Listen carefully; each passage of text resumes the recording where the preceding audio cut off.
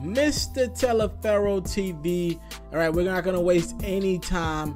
Magic Johnson did the honors of introducing his new player, the number 2 pick of the 2017 NBA draft, now officially a Los Angeles Laker, Lonzo Ball. During the press conference, Magic Johnson kind of shaded D'Angelo Russell, all right? And this is what many people believe of D'Angelo Russell. He's an excellent player. This is what Magic said. D'Angelo Russell is an excellent player. He has the talent to be an all-star. We want to thank him for what he did for us. But, all right, here's the big but. What I needed was a leader. I needed somebody also that can make the other players around him, and also somebody that players want to play with better. All right, they make the other players around him better, and also somebody that people want to play with.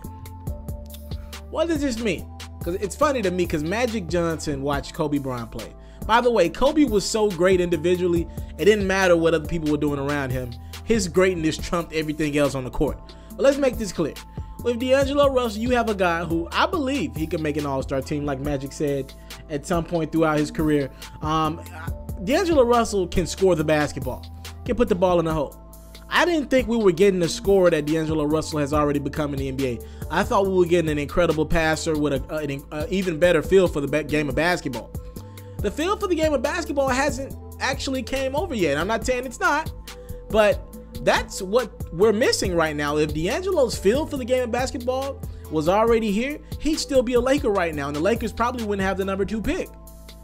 What it was D'Angelo, the only thing he had pretty much going for him was his scoring ability.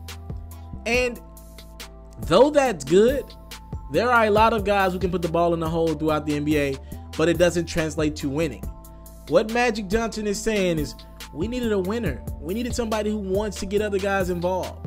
Like, if you look around the NBA, who's winning right now? LeBron James teams, whatever LeBron James team is on there in the finals. LeBron James has been known for his ability to distribute and get other people involved. The San Antonio Spurs, what do they do better than any other team? No matter if they got a star or not, they get everybody involved. That's Popovich's thing. If you don't move that basketball, he will sit your ass next to him on the bench. Matter of fact, he probably won't even let you sit next to him on the bench. Look at other teams that have been winning as of late and who's not been winning.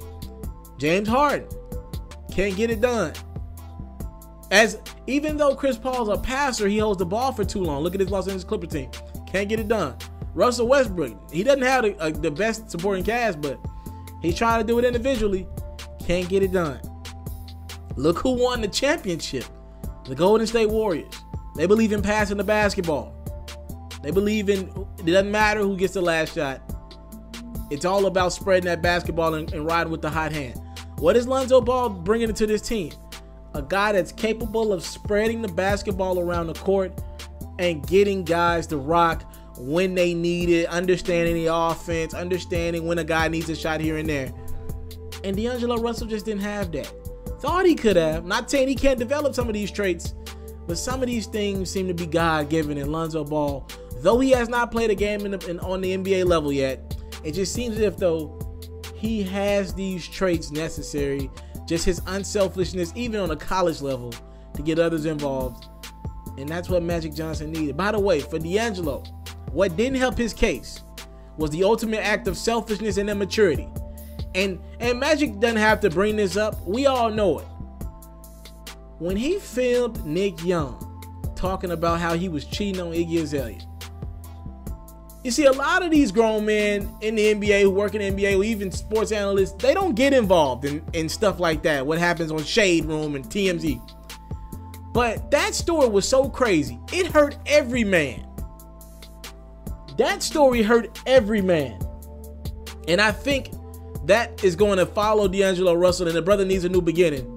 Because the fact that people seen him shade one of his teammates, somebody he's supposed to go to war with, like that, secretly record him and post that, I think people are getting over, I think people can't get over the fact that he did that. And how can you be an unselfish guy and a guy that's focused on basketball, even though you're part of this new social media era, when you do things like that? And I think his history is following him. Though it was a mistake, things like that, and his and just lack of getting other guys involved in the basketball court is why he's a Brooklyn Net and not a part of this young nucleus that now looks promising in Los Angeles. If you're looking to book me for an interview video or by phone, if you're looking to have your music or your skill featured on my daily podcast, if you're looking to book me for a speaking engagement to help motivate some kids, if you're looking to have me rock some of your clothing to help promote your brand, make sure you hit me up at booking@itsmrtaliaferro.com. Again, that's booking@itsmrtaliaferro.com.